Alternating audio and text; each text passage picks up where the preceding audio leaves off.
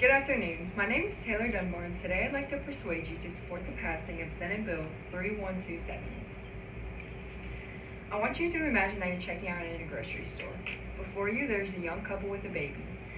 They're looking at the extremely expensive total of baby formula and diapers. They thought they had enough to cover it, but it was more than they thought due to taxes.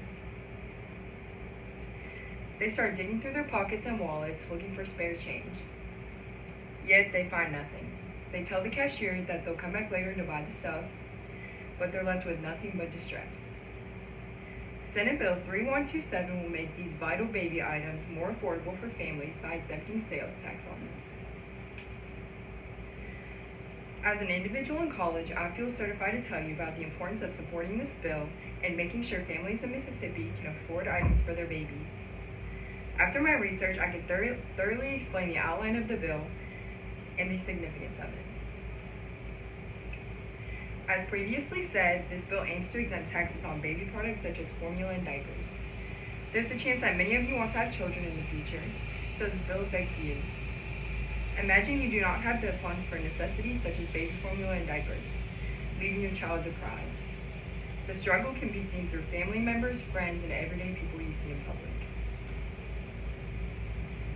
This is why I feel so deeply about this bill. I will inform you on Senate Bill 3127, what it focuses on, and why we should support its passing. I will begin with the history of the bill. Senate Bill 3127 was introduced to legislature this year by Nicole Boyd. The Mississippi Legislature website summarizes the bill as an act to exempt from sales taxation on baby formula and baby diapers and for related purposes. As a mother of two, Boyd must realize the ongoing problem of high cost of infant products.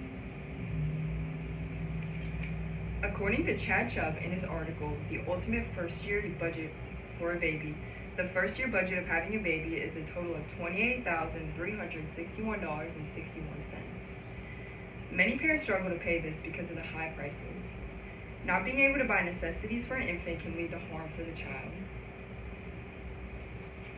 According to the Institute for Research on Poverty in their article, Diaper Dilemma, Low-Income Families Face High Costs and Limited Supplies of an Essential Good, about 1 in 3 mothers in the United States struggle with diaper scarcity. This number will increase greatly each year if Senate Bill 3127 is not passed. A lot of low-income families feel like to give their child the life they deserve, they need to put them up for adoption. A few states in the U.S. have similar laws to Senate Bill 3127. An example of this is New Jersey, who has baby diapers and baby formula exempt from sales taxation. According to USA Facts in their article, How Many Kids Are in Foster Care, New Jersey has 137 foster care kids per 100,000 residents, lowest of all the states. This extremely low number proves that just a little bit of help can go a long way. This can be seen in other states as well. This map shows the number of children in foster care per state, visualized through a color system.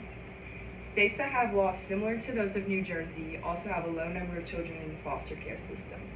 For example, New York has baby clothes under $110 exempt from sales taxation, and they only have 320 children per 100,000 residents in the foster care system. Another example of this is Texas. Texas has baby formula and diapers exempt from sales tax. Texas has 340 children per 100,000 residents in the foster care system, which compared to their state size is really good. Yet these laws do have their flaws. For example, they do not cover all baby products. Diapers and baby formula may be exempt, but wipes and clothes may not be. Although those are still high expenses for parents, at least part of it is helped through laws, at least relieving their stress partly.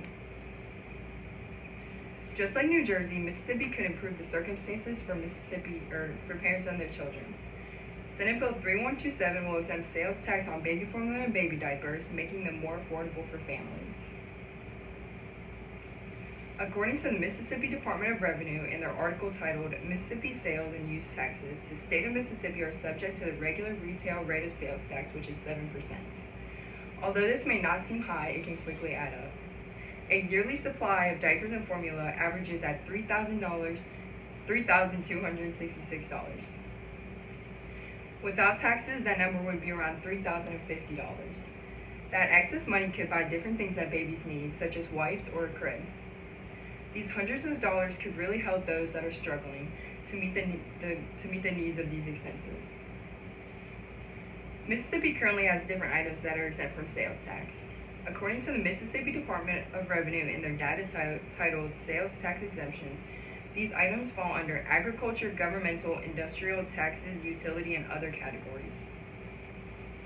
Therefore, if the state government realizes the struggle that parents are going through to buy necessities for their children, it shouldn't be hard to make the decision to pass Senate Bill 3127.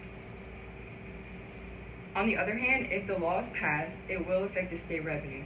Since people won't be paying taxes on certain baby items, the government will collect less taxes overall. However, the government can review and adjust their plans as a state. This can be shown through the multiple amounts of items that the government has already passed. Although this law would do much good for parents, there could be some objections. For example, some could say that though diapers and formula would be exempt from sales tax, other items should be too.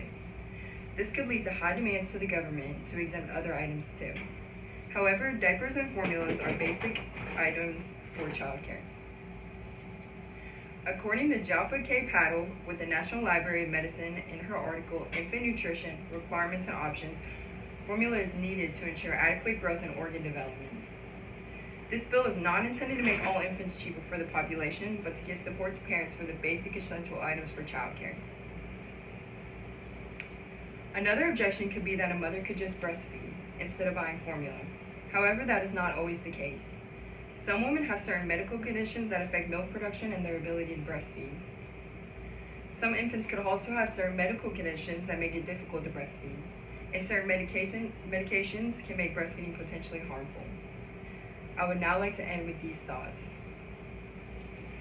Exempting sales tax on baby formula will alleviate financial burdens for parents and prioritize the health of infants in the state.